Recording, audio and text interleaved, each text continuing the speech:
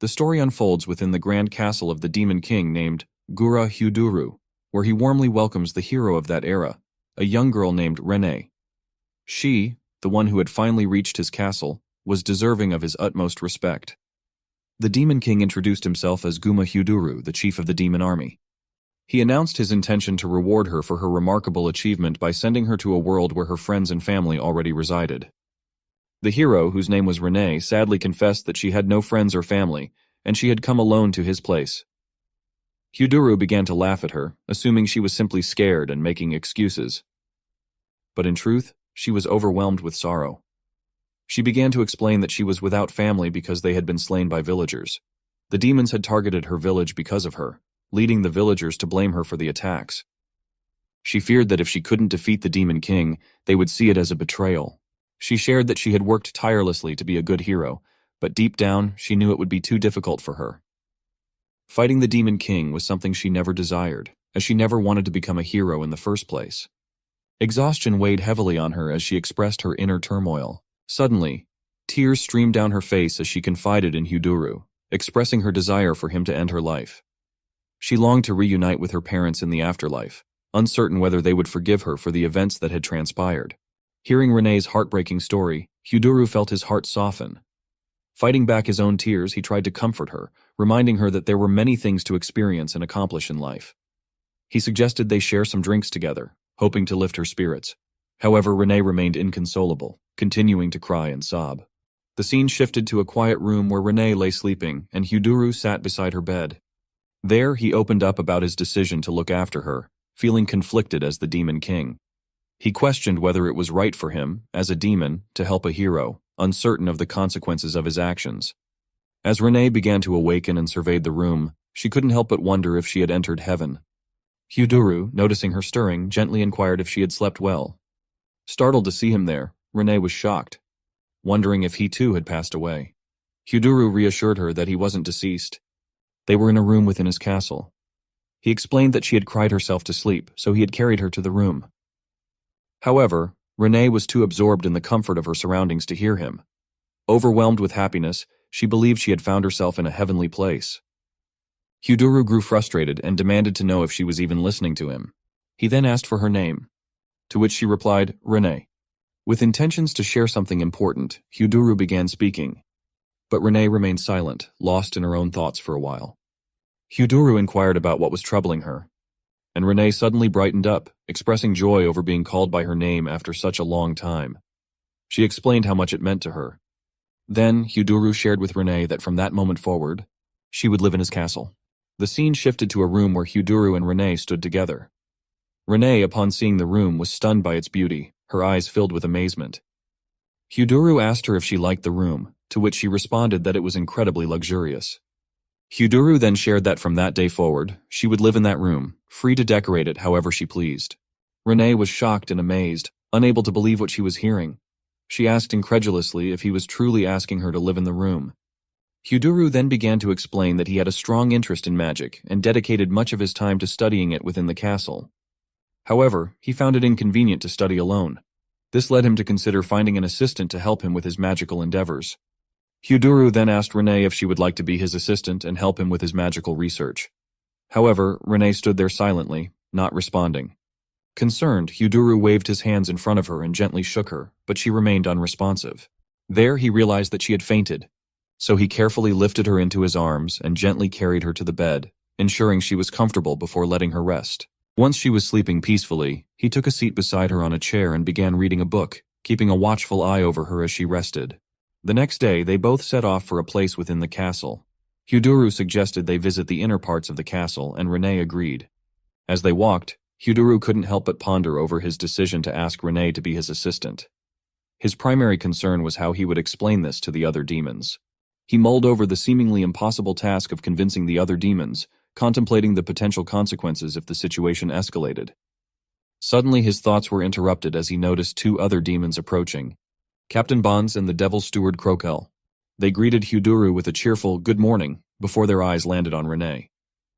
Renee, feeling scared, instinctively hid behind Hyuduru, who also went into a defensive stance. To their surprise, Bondes showed great delight upon seeing her and asked if she was the rumored hero. Hearing Bondes's question, Hyuduru felt confused. Bondes and Croquel then greeted Renee warmly and introduced themselves to her.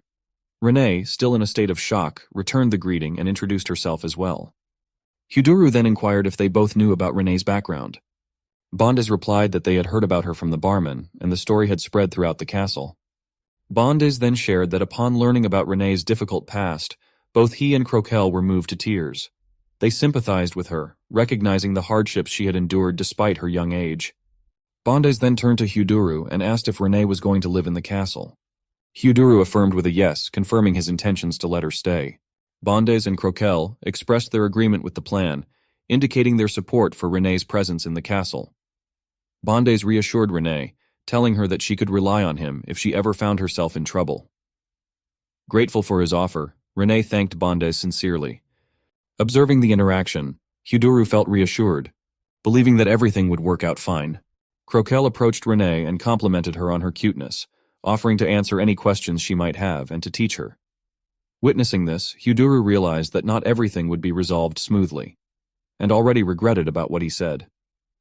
Hyuduru then asked both Bondes and Croquel if it was their first time meeting Renee. In truth, Hyuduru had expected Bondes to confront Renee face-to-face when she came to attack, but he hadn't done so. Bondes hesitated before answering, but eventually he shared that when Renee came to attack their castle, the gatekeepers had informed everyone. They discussed the number of enemies, but the gatekeeper revealed that only one person was approaching to attack them. The main issue was that Renee was surrounded by an extraordinary aura, leading them to suspect that she might be a hero. In light of this, they decided to inform the commanding officer about the situation for further action. Before they could take any further action, both became frightened upon seeing Renee. She appeared mysterious, with an intense and unsettling look in her eyes. She shouted that she didn't want to fight, but felt compelled to do so in order to meet their expectations. Everyone present there grew fearful of Renee's intense gaze and determined demeanor. Realizing that the commanding officer might not be equipped to handle the situation, they ultimately decided to inform Hyuduru. So in reality, this was the underlying reason why none of them had approached Renee until they had heard the rumors about her. Upon hearing this revelation, both Hyuduru and Renee began to feel a sense of unease and strangeness settle over them. After some time, the scene shifts back to when the tour of the castle had ended. Hyuduru informed Renee that their tour had come to an end and asked if there was anything else she wanted to know or discuss. Renee seemed hesitant to speak, so Hyuduru reassured her not to hold back, reminding her that she would be his assistant starting the next day. Encouraged by his words, Renee's expression brightened, and she asked him where she could find a clock. Hyuduru, upon hearing that Renee needed a clock for her daily routine, considered it would be best to provide one for her in her room. He decided that he would arrange to have a clock brought to her room if she needed it for her daily activities. Renee then explained that she needed the clock because, according to state orders, she was required to train herself for at least 10 hours daily. The next day in the castle, Bondes noticed that the wall clock was missing from its usual place. He asked Croquel where the clock had gone. Croquel explained that Lord Hyuduru had destroyed all the clocks in the castle. It turned out that Hyuduru had taken this action after hearing about Renee's need for a clock. On the other hand, Hyuduru was explaining to Renee that from that moment onward, she would assist him in his research. However, he pointed out that it might be difficult for her to do so while wearing armor. He called out for Liesel repeatedly until she appeared after a minute. After Liesel arrived, she apologized for her late arrival, expressing regret that Hyuduru had to wait for her. She then inquired about the reason for Hyuduru calling her. Hyuduru confirmed and introduced Liesel to Renee, explaining that Liesel was in charge of managing the castle.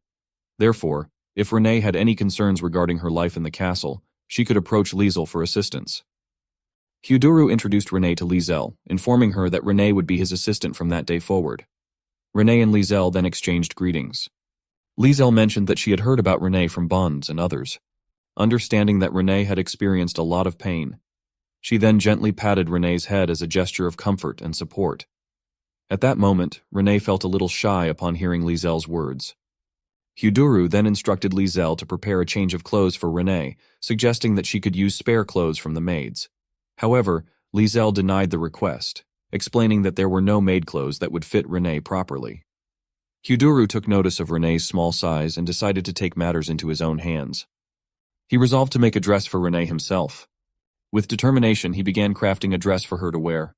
After some time and careful stitching, the dress was completed.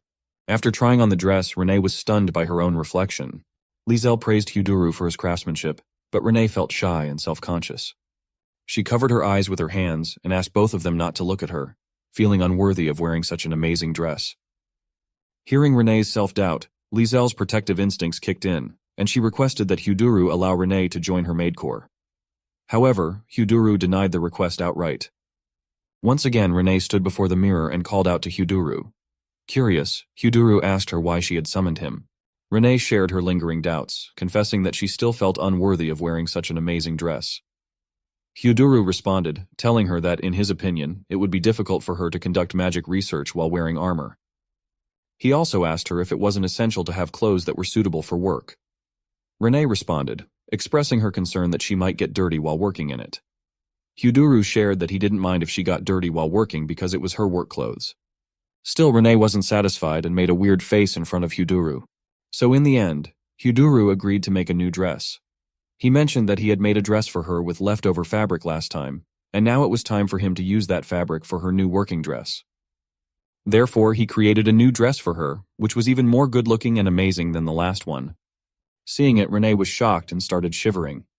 In her shivering state, she responded that she was okay with the clothes she was already wearing and didn't need any other clothing. Hyuduru agreed with her choice as well. The scene then shifted to some time later as they arrived at the castle archives, the great underground library. Hyuduru shared with Renee that all the necessary materials and magical tomes for her research could be found there. He also mentioned that he would prepare everything they needed and have it brought to the research room. Then, Hyuduru asked Renee if she could read. Renee responded affirmatively, recalling how she had taught to read and write when she was little. Hearing this, Hyuduru felt relieved, thinking that things would be simpler since Renee could read the books while he gathered the materials. However, Renee was shocked and shared that all those books were amazing, so she possibly couldn't read them. Hyuduru began to explain that sorcery was a miracle born from the fusion of science and magical power. He emphasized that for Renee's research, it was essential to possess knowledge from numerous domains. Since she was his assistant and would be engaging herself in sorcery, she must start with her education. Then Hyuduru gave Renee several books, assuring her that they would be fine for starting. Despite Renee's desire to say something, Hyuduru didn't listen and asked her to read carefully. Renee fell silent at that moment. After some time, Hyuduru collected all the materials and books, but he was running towards the research room as he had gotten too late in searching and collecting the books. When he entered the room, he apologized for being late and coming back, but he noticed that Renee was so focused on her studies that she didn't look up at him. So he silently sat at a place and started reading the books. After some time, he called out to Renee with a loud voice, informing her that it was time for their supper. Days passed like this. One morning, Hyuduru woke up and started thinking that it had been 7 days since Renee arrived at the castle. However, he noticed that she still seemed conflicted about living in the demon castle despite being a hero. As he thought about her, he suddenly saw Renee coming from outside. Confused, he asked her if she had been outside and what the reason was for her going out. Renee first greeted Hyuduru with a good morning, and then responded that she had gone to the nearby river to take a bath. Hearing this, Hyuduru was shocked, so he shouted, asking her to confirm if she had indeed taken a bath again. She nodded in response, confirming that she had indeed taken a bath. Hyuduru was deeply shocked and started wondering if he hadn't told her the location of the bathroom. However, he soon remembered that he had informed her about the bathroom, realizing that she must not have understood that the bathroom was specially prepared for her. Hyuduru then asked if it was possible that since the day she arrived, she had been going outside the castle daily to take a bath. Renee responded with a yes, confirming that she did indeed go there every day. This word stabbed Hyuduru like a sword. She also shared that the water around the castle was really cold, but it was okay because despite the cold water, she would make sure to bathe herself properly daily, if her room or her clothes got dirty. Hyuduru then checked Renee's temperature by touching her forehead, and felt that her temperature was cold as ice, causing him to panic. Seeing his reaction, Renee was about to ask about it, but before she could, Hyuduru took out a piece of cloth and wrapped it around her. He then gently lifted her into his hands and hurried towards the bathroom. Upon reaching the gate, he shouted to all the troops, instructing them to prepare hot water for Renee's bath. After 10 minutes, the hot water was ready, spurred into action by Hyuduru's urgent request. All the troops diligently worked to prepare the hot water for the bath. Now Hyuduru faced the problem of figuring out how to take her to the bath. As Renee was still like a child, Hyuduru worried that if she entered the bath alone, she might not know what to do. He wanted the maids to escort her, but they were all busy with morning chores. Suddenly Croquelle arrived and asked if he was in trouble. Hyoduru, shocked, asked how Sir Croquelle had arrived there. Croquelle explained that she had heard about his dilemma regarding accompanying Renee to the bath. She then requested Hyoduru to trust her with that humble duty. Hyoduru began to consider that as Renee was a girl at a delicate age, he couldn't go with her himself. However, he realized that the sooner they got her to the bath, the better it would be for her health. Therefore, for Renee's well-being, he agreed to let Croquelle accompany her to the bath. Hearing this, Croquelle became happy and started to hurry towards Renee, but Hyoduru stopped her. He asked her to come in her original form as she couldn't go towards Renee in that form. Suddenly, Croquelle transformed into a beautiful succubus girl. Seeing this transformation, Renee was stunned as she had always thought Sir Croquelle was a boy. Croquelle laughed at her reaction, explaining that it was common misconception because most of the time she was in her beast form. She then reassured Renee and asked if it was okay. Hyoduru responded with a yes. Croquelle became happy and shared that they both would surely enjoy the bath, and she would make sure Renee enjoyed it as much as possible. Hyoduru then asked Croquelle to lend her hand to him. She then gave her hand to him, and Hyoduru performed some type of magic on her hand. Suddenly she noticed a design on her hand and asked Hyoduru about it. He shared that he had casted a spell on her, so that if she touched Renee with false intentions, she would feel immense pain in her body. Hearing this, she was fully shocked. They both then went to the bathroom, where Croquelle showed Renee the bathroom design. Renee was amazed by the bathroom but also felt scared. Croquelle then asked Renee to go into the bathroom to take the bath as soon as possible, but Renee refused, saying that a bucket of warm water would be okay for her. Croquelle then went towards the bath and checked the temperature of the water. She reassured Renee that she would be okay if she took a bath wearing the towel. Then she asked Renee to excuse her for a moment, during which she tied her chest with her tail and gently pulled her into the bath. As they entered the bath, Croquelle seemed to be enjoying the experience, despite being a demon, whereas Renee wasn't very happy. She asked Croquelle why she had done it. Croquelle responded that if Renee didn't bathe properly, she would get scolded by Lord Hyoduru. Croquelle then pretended to cry and asked what the Bonds and others would think if they heard that she was fine with just a bucket of water. She expressed that they would all be sad because they had worked so hard to prepare the hot water. So, Renee got ready to take the bath, and after that, they both started talking. Croquelle asked Renee if she was getting used to living in the castle after being there for 7 days, and if there was anything she didn't understand since her big sis was there to teach her. Renee became very sad and shared that there was one thing she didn't understand. She asked if it was okay for her to stay in the castle despite being a hero. Ah, I see. Croquelle had been wanting to hear that question for a long time. Now, as Renee asked it, Croquelle understood that Renee might not comprehend why they, the demon army, were protecting her, considering it was a demon army castle. Croquelle then confirmed with Renee by asking if Lord Hyoduru had invited her to be his assistant. Renee responded that even though she was his assistant, she hadn't done anything for him yet. Croquelle thought to herself that the overprotectiveness of Lord Hyoduru sometimes backfired on them. Renee shared that everyone in the castle was so nice to her, and she kept receiving so much from them, but she couldn't return anything in return. Croquelle asked her what she wanted to do, if she wanted to stay at the castle. Renee was confused about what she wanted to do. Croquelle sensed that Renee wasn't trying to think about it deeply, as she seemed to be holding back her true thoughts. So Croquelle decided to ask Renee about the castle and everything related to it, especially what she thinks about Lord Hyoduru, Bondes, Liesel. Renee responded that Hyoduru and everyone else in the castle were very kind, and when they were all together, her heart felt warm and full, to the point where she didn't know what to do with all the emotions. Croquelle felt happy that Renee had finally opened up, and she shared that she was very happy because it meant that Renee didn't hate them. Hearing this, Renee shared that there was no way she could hate them. They had been nothing but kind to her. Croquelle then asked if Renee thought it was okay for her to be in the castle, considering that Lord Hyoduru believed she was needed there, and everyone else was in favor of it. Croquelle reassured Renee that she didn't need to worry about anything, because if something happened, Lord Hyoduru would take care of it. Then, Croquelle hugged Renee and shared that if Renee left, her big sister would be alone. Croquelle then shared that she thought their bodies were warmed up now, so she was going to shampoo Renee's hair. Renee told her that she could do it herself, but Croquelle suddenly pulled her up, saying she didn't need to be so reserved. When Croquelle pulled Renee up quickly, Renee's towel fell down, and Renee felt very shy. Croquelle shouted that it was so adorable, but suddenly she remembered the spell. However, it was too late, and she was hit by an attack of immense pain. There, Croquelle shouted in immense pain, Suddenly, upon hearing her shout, Hyuduru rushed there and took Renee into his hands, sharing that if Croquelle ever tried to lay a hand on her again, he would make her blind. Renee then calmed down Hyuduru, reassuring him that it wasn't Croquelle's fault, as she had only seen Renee in an embarrassing situation. Meanwhile, Croquelle was still amazed by Renee's chest. After some time, Croquelle was taking Renee to the changing room. There, Croquelle explained that the changing rooms were separated by gender and asked Renee to take care not to go into the wrong one. Near the sink, Croquelle noticed a forgotten bottle. Upon closer inspection, she saw that it was a hair growth reagent. She began to wonder who could have left it there, but when she saw Bondas's name on it, everything became clear. They both were shocked.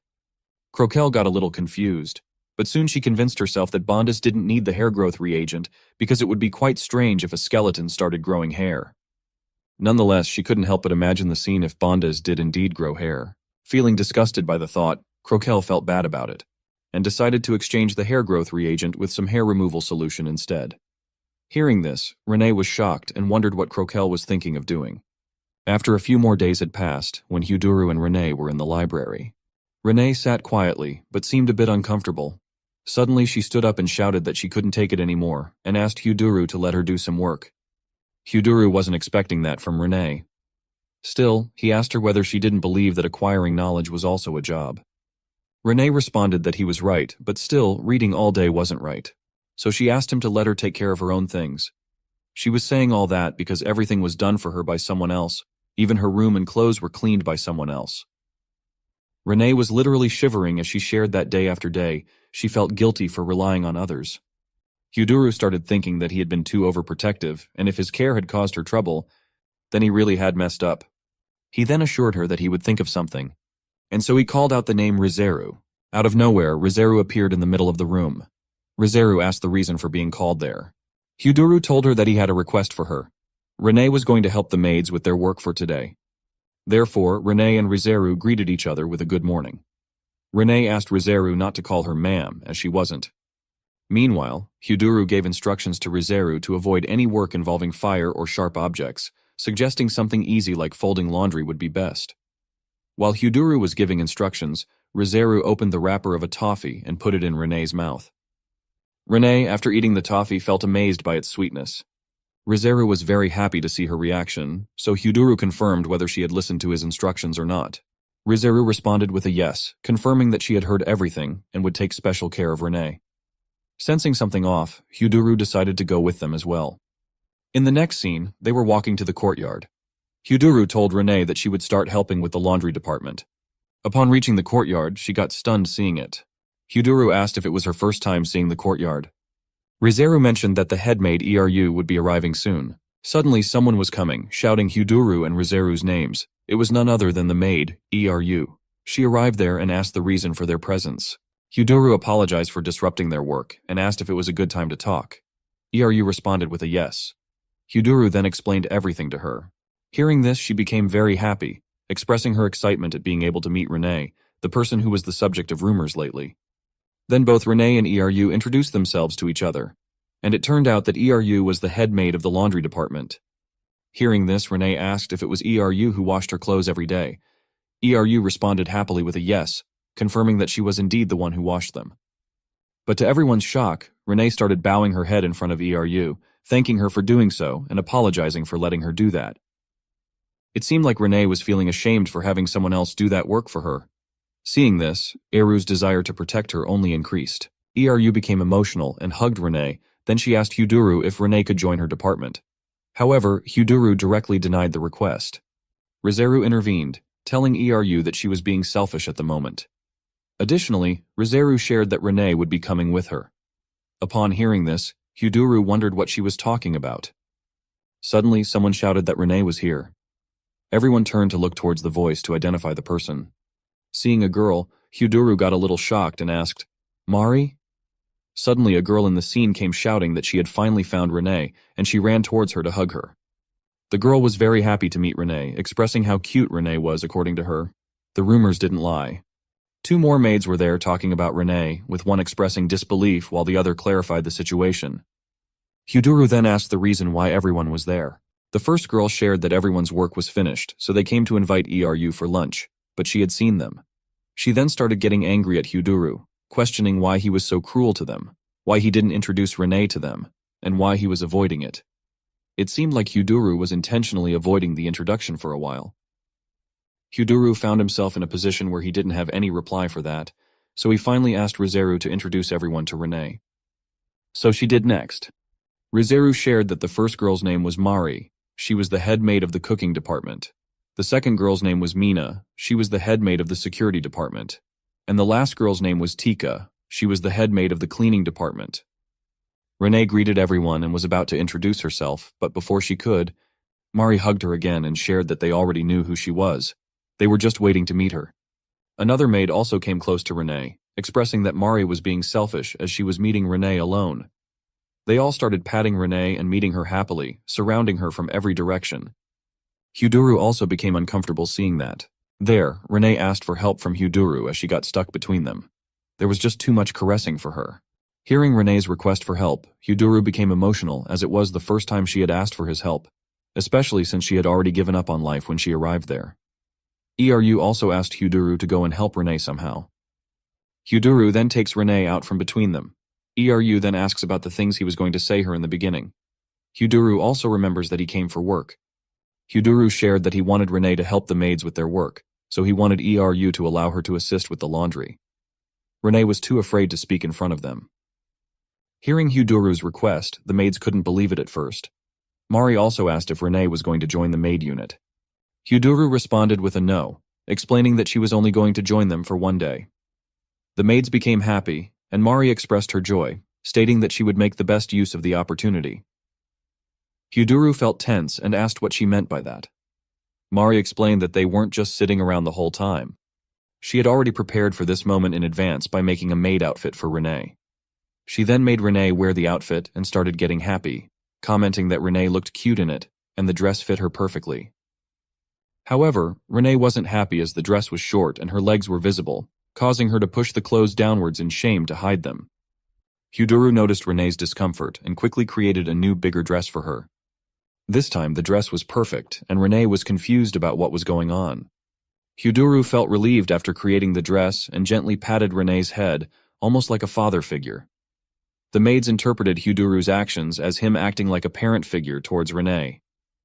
In the laundry room, Eru asked Renee if she really wanted to do some work in the castle.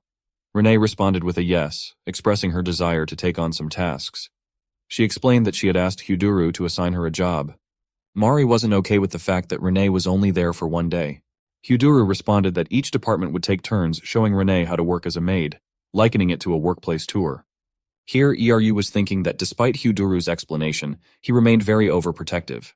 Renee then called out to Eru, who was lost in deep thought. Eru apologized, admitting she had spaced out for a bit. Renee responded with an okay, and asked what she should do next. Eru grew tense as she pondered the next task, knowing Renee had completed her previous assignment swiftly. She began to share that her next task involved taking in the sheets, which would take some time. However, before Eru could finish speaking, Renee dashed towards the sheets, eager to start her work. Eru shouted for Renee to wait, reassuring her that there was no need to rush as she could take her time. However, Renee responded that she was okay. Eru then asked Renee the reason for her eagerness to do the work. Renee stopped in her tracks and began to express that she didn't do anything in the castle. Everything had been given to her, and she didn't like the way things were, but she didn't know what to do about it. Additionally, she shared that no matter what she did, it never seemed to be enough, and she felt like she was just getting in the way. Feeling very sad, Renee spoke in a pleading manner, expressing her desire to repay all the kindness everyone showed her. Seeing this, Eru understood why Hyuduru tried so hard to protect Renee. She was such an adorable and good-hearted girl. Overwhelmed with happiness, Eru went and hugged Renee from behind, causing Renee to get scared. The scene then shifted to later, where Renee was with Mina. Mina informed her that it was the security team's turn. Renee responded with a yes, expressing her eagerness to work with her. Mina patted Renee's head affectionately and shared that she was also looking forward to working with her. She then began to explain the security team's job, which, as the name implies, was to guard the castle. Their duty involved patrolling the castle to ensure everything was normal. Additionally, if they encountered an intruder, it was their responsibility to confront and fight them off. Hearing the word intruder, Renee became scared and panicked, fearing she might be attacked. Witnessing her distress, Mina asked if she was okay. Suddenly, Croquelle appeared and asked if Mina could hear her. Out of nowhere, the barrier reacted, and Mina understood that something may be approaching the castle. Excited, Mina realized it was the perfect opportunity to demonstrate to Renee. She quickly started running and asked Renee to follow her. Confused, Renee asked what was happening as she followed Mina. When they got outside, Renee tensed up upon seeing a dragon. Mina explained that it was a type of dragon called a wyvern. Sometimes they wandered near the castle.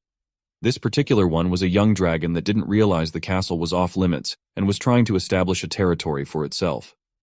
Mina then took her weapon and shared that it had been a while since the security team had any action. She asked Renee to stand back and just watch, emphasizing that it could be dangerous for her to come close during the fight. She shouted at Renee to get down again, but Renee wanted to say something. However, Mina urged her to hurry up as it seemed like the dragon had noticed them. Both the dragon and Mina were about to attack each other, when suddenly someone snapped his fingers. The atmosphere suddenly turned dark, causing Mina to become slightly confused. The sun disappeared from the sky, and silence filled all surroundings. Waves began to ripple out from the water, and Renee, feeling scared, asked Mina the reason for the sudden change in atmosphere. Mina was about to share, but before she could, Renee noticed something emerging and became puzzled. It was a large dragon, much bigger than the castle itself. Witnessing the immense size of the dragon, the smaller wyvern became frightened and flew off from the scene. Mina was shocked that the wyvern had fled from the scene. As the atmosphere returned to normal, Renee pondered why the atmosphere had changed and how such a massive dragon had appeared. As Mina searched around, trying to understand what had happened, she suddenly spotted Hyuduru nearby. Staring at him with anger evident in her expression, Hyuduru became tense, sensing Mina's displeasure. Mina started shouting at Hyuduru, demanding to know why he scared away the dragon and reminding him that it was their job, not his. She was about to say something harsh, but then she remembered that Renee was also present. Quickly realizing the situation, she burst into laughter instead. She then apologized to Renee, feeling ashamed that despite being part of the defense team, it was a shameful act. However, Renee responded with a firm no, stating that it wasn't a shameful act. She expressed gratitude to Mina for keeping her safe, acknowledging that she had done her job well and even went beyond. Renee also complimented Mina, saying she looked very beautiful. Hearing her words, Mina felt shy and started playing with Renee's hair, admitting that Renee's compliments were making her blush.